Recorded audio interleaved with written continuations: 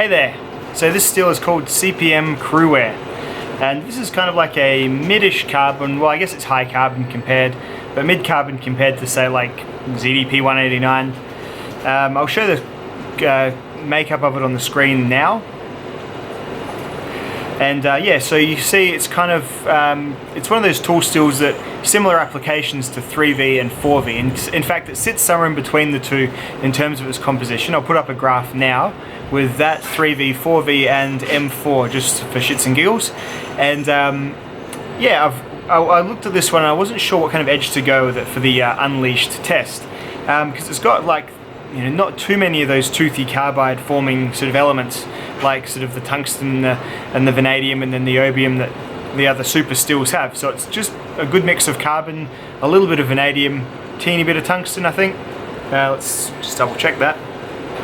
Yep, just a teeny bit of tungsten and some silicon. Yeah, not the craziest mix of stuff in the world, but this one's put up to 63 Rockwell by Gary Creeley, who is the maker of this blade. So Creeley Blades, little Mako here. Same pattern as the knife that I had the Rex 121 cut in. So yeah, I think it's one of those steels that if it's sort of well heat treated, it provides a pretty good balance of toughness and edge retention that is good for fixed blade knives.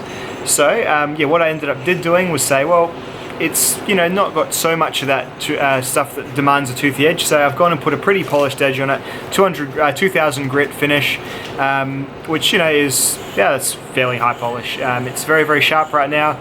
It slices the held paper, all that sort of business. So what we're going to do is we're going to cut this twisted sisal rope, 10mm, same stuff I use every time. You cut the twisted sisal until it no longer does this to paper. So the nice little kind of bite-in slicey cuts just from being held. So nice sharp knife. See how long it stays that way. Let's get to it.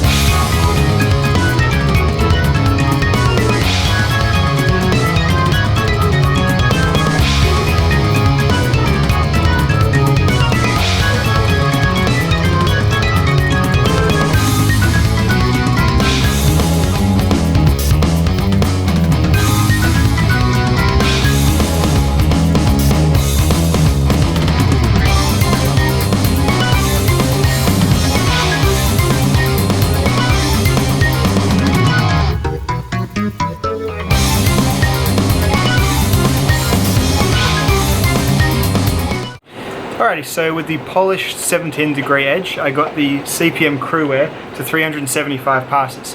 At the 300 pass, I took a few goes because I had sweat that had dripped onto the edge of the paper because it's quite hot out today.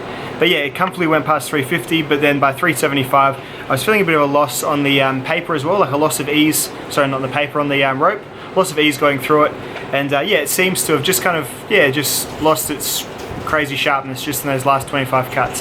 So 375. Looking at the recipe, yeah, I guess it seems fair. I'm kind of doubting my choice to be polished. I might do coarse actually next time. I just need a bit more rope to do that. So I'll do a polished edge video today, and then next time I get some more rope, I'll do it with a coarse edge, because I feel like, especially with these tool steels, you can feel these coarse edges just bite through the rope, and I know it makes sense why as well. I think it might even, I don't know, maybe it'll last a bit longer with the coarse edge as well. Never know. But I guess compared to its contemporaries, compared to 3V, it seems to perform favourably. The 4V test I have did about 100 more, but that was with the Bark River full convex grind, which is a really, really thin, full like convex bevel from top to bottom. So I'm not surprised that that sort of outperformed this by a fair margin. This is just with my 17-degree edge and just put on with the Lansky. So yeah, so this one's unleashed.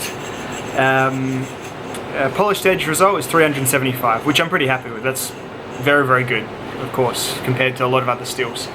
So yeah, CPM Crewwear, definitely a mid to high range performer. It all just seems like it's a bit nerfed since having done the Rex, but Rex, you got to understand, is it's a stupid steel. It's ridiculous. This is quite a reasonable steel.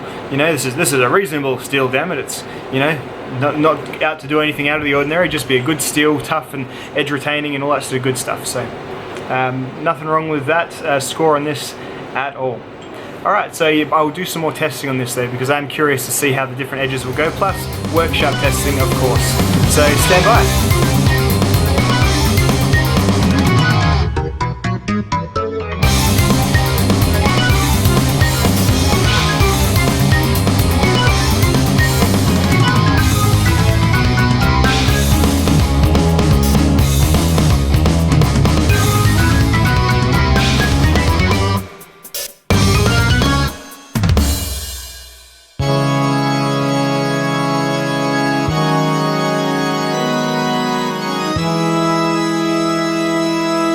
Hello, so I've toothified this edge to 600 grit, and it is slicing paper, but it feels much sort of more, I guess, toothy is the word, it's an apt word. So yeah, what I'm going to do is I'm going to slice rope again, see if I get a different result, better result, worse result using Crewwear. I really wasn't sure. I looked at the makeup of it. It's a 63 Rockwell. First time I tried it with polished. Let's try. I'm so not sure. I'm just going to do it with both. So there we go.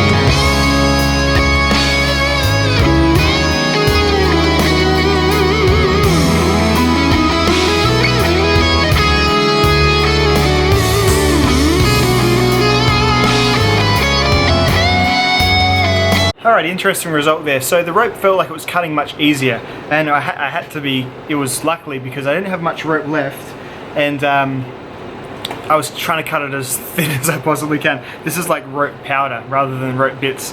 I was trying to keep it like a centimetre per cut. So yeah, that was, because I probably only had about 5 meters left. So yeah, that was 350 cuts, so 25 less than with the polished edge. Interestingly though, it felt like it was doing it much easier, but then it just kind of went out. So maybe those carbides tore out, whatever happened. It did seem to perform a little bit better than the, a little bit poorer than the polished edge in terms of length, but a bit better in terms of enjoying the cut, so in terms of the cut feeling nice. So interesting, but yeah, I certainly can't, I'd be pushing it if I said that it was still effortlessly or reliably slicing paper. It's definitely not jumping in like it was at the start. So, whereas of course down the end where I hadn't used it, it's still very sharp. So, so it's yeah, it's still a great result. Good steel, good result. I'm not sure whether I'd tell you all to always polish your Crewwear, but it seems on this one, in that particular example, that worked better. So there you go. Slight edge to polish finish on this Crewwear here. So what do you reckon? In terms of performing against 3V, 4V, definitely comparable. Just keeping in mind the 4V sample that I used was a completely different edge, the full convex, very thin edge, so probably the optimum possible edge for that steel. This is just like a decent Lansky edge, like a good Lansky edge that starts off hair shaving and paper slicing, but hope this has been of some interest to you. More testing on Crewwear to come. I've got to hook it up to a workshop system and put a little micro convex on it so we can compare it to the bulk list. But as always, these results will be in the graph which is linked in the Patreon below.